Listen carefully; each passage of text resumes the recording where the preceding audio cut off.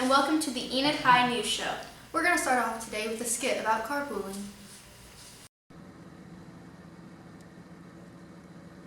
Well, this is embarrassing. It's playing. You have to click USB. This is my stuff, man. Yeah, and you said...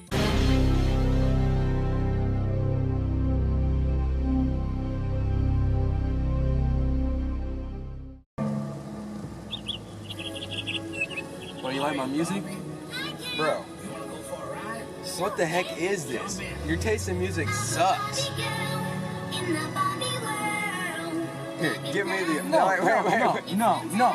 We're gonna listen to my music. No, we aren't. That's my stuff, man. Where did you come from? Right here. You're hot and you're cold, you're yes and you're no. You're in and you're out, you're up and you're down. You're wrong when it's right, you're black when it's white. We fight, we make up, we kiss, we break up. Well, hand me the aux. No! I don't even know who you are. What are you doing in my car? First off, you know what? Just get out. Just Wait till you hear my mixtape. Wait till you hear my mixtape. I don't want to hear your mixtape. My mixtape's fine. Okay, your mixtape might be lit. Okay. I think it's very Alright. I can dig it. I can see. It's tricky to rock around, that's right, on time it's tricky. It's tricky. It's tricky to rock around, that's right, on time it's tricky. Dude, Wait a minute. where the heck did these people come from? What? Okay. All right. First off, how did y'all get in here? The door? My doors were locked. We were driving down the highway at like 80 miles an hour. How did you get in the car? Actually, they're unlocked. Who are you even? We don't even know who you are. I don't know who these people Hey, are. all I know is this song is fire and I want to listen to it some more.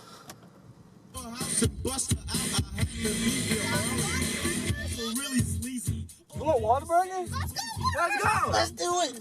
All right.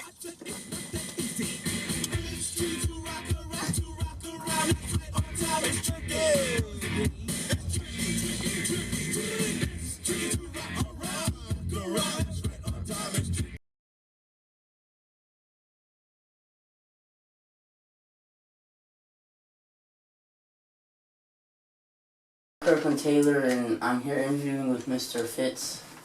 Thanks for having me. What made you want to go into the education system? That's a good question. When people go to college, sometimes they do know exactly what they want to do, and others take a little bit of time to figure it out. I was one that kind of had to figure it out and find where I best fitted. And I knew that I wanted to work with kids, and that in whatever capacity in the educational field that I did, that I wanted to help them become the best person that they could be. Okay. How long have you been in the education system?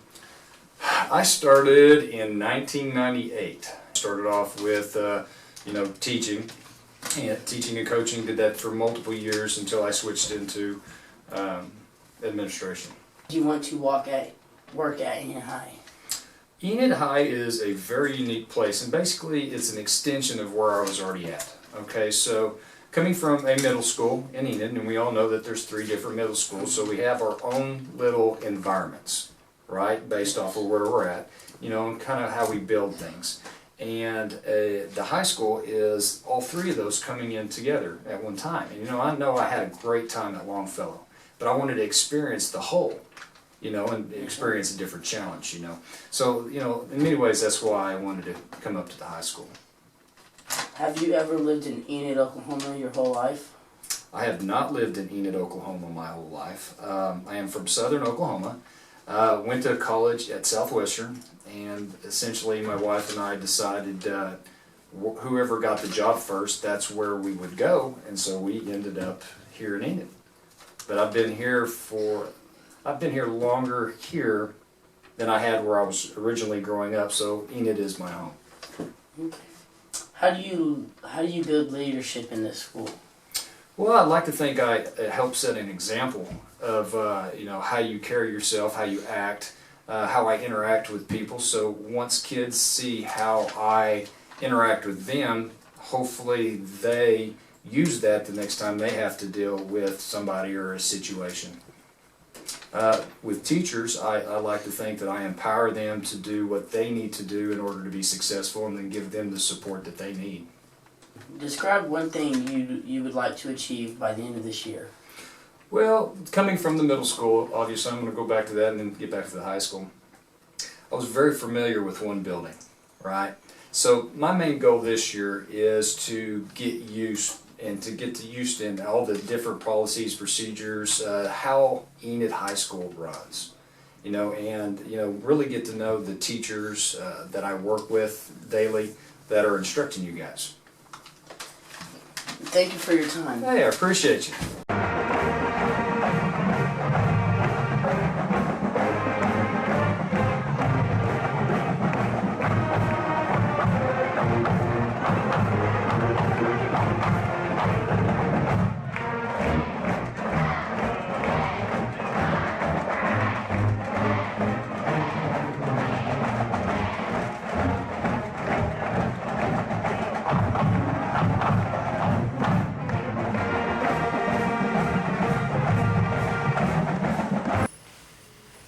Now for the announcements. Breaking news here at Enid High. The Chromebooks have arrived, but they did block Netflix on it, so students are literally falling asleep in class. I'm Dalen Berry. And I'm Matthew Ross with the announcements this week. We have one trio and 6 soloists trying out for All-State in the Enid High band. Good luck to them. Alright, November 3rd is the first basketball scrimmage. On October 29th, the Tulsa State Fair competition will start, and the state team will compete. Boys and girls golf team tournament at 1 o'clock on October 30th at Meadow Lake. Senior night is October 28th against Midwest City. It's also Purple Night to raise awareness for domestic violence. Hello, I'm here with Mrs. Willer. Ms. Willer, how do you think pets are beneficial to learning? I feel like having the pets in the classroom really kind of takes a sense of panic out of the classroom and more of a sense of ease. The students really like to pet and hold him, and that kind of takes away some of their stress in the classroom. Okay. And if you could have any pet besides Harlan the bunny, who would it be? I would probably bring a cat in. I don't know, I'm such a cat person, but they're very similar, the cats and the rabbits, so just anything furry and cuddly. Okay. And what's your favorite part about Harlan? Just the way he makes the kids kind of come together, and somebody will be holding him and all the others will gather around and pet him and kind of join in and talk to him. So I really enjoy seeing the kids working with him too. Do you think that Harlan the bunny is able to teach students other responsibilities? I do. I think, there's a lot of students that don't have the access to a pet at home, and I feel like having him in the classroom kind of teaches them the responsibility of caring for another living thing. And it also teaches them just kind of the socialization between humans and pets, and even their peers and other students in the classroom that they might not have otherwise talked to. Well, thank you, Mrs. Willer. You're welcome. Here's an interview with the Tech and fellow students. Hello, I'm here with Ms. Hayes and Ms. Miller talking about the new regulations on the Chromebooks. And what are those regulations? All right, well, so each student in Enid Public Schools will be getting a Chromebook, and a Chromebook, a charger, and then headphones if they want.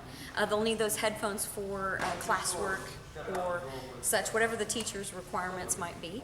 And each student then will be able to take those Chromebooks and use them in class or however the teachers are requiring them to. And do those Chromebooks have some sort of insurance policy? So they do. The Chromebooks are free for the initial use. If something should happen where a student has some kind of incident where the screen is damaged or the keyboard's damaged or even the charger is broken, there will be a $20 incident fee for the first time. Second time will be $40. A third time incident will be $60. And then fourth time, administrator will need to make some calls as far as what needs to happen. And let me just add, I'm going to ask Ms. Norwood to share with you what should happen if something like that happens, what the students need to do. If your Chromebook is destroyed, you will bring it to the library. We will go through the incident process and then reissue you a new Chromebook. So pretty easy. Pretty easy. And what are, as far as like websites we're allowed to like be on? Like what are those regulations? So it's going to be the same filter as what students are used to right now, and for Enid High. So anything that they can get to right now, they should be able to get to on the Chromebook. Anything they're restricted, they're going to be restricted on the Chromebook as well. Even when they take that device home, it'll be the same filter. It'll be our Enid Public Schools filter. Even if they go to a coffee shop or wherever, it's the same filter. And we have the gumdrop cases, and it's very sturdy. The students don't have to worry about if they accidentally drop the Chromebook, it's still protected. It's a very strong, sturdy case. So, you know, that should take away some of the worries that the students may have about the damage. Definitely want to keep it in their case at all times. Always keep it in your case. So the devices need to stay in their case, in that Chromebook case, at all times, and no decorating on the case or stickers or marking on them, because we'll reissue those to students in the future. So anything that the students are able to do as far as screensavers, they're welcome to do that. So they can customize their background screens, their really anything. They can set up different themes for their Google Chrome.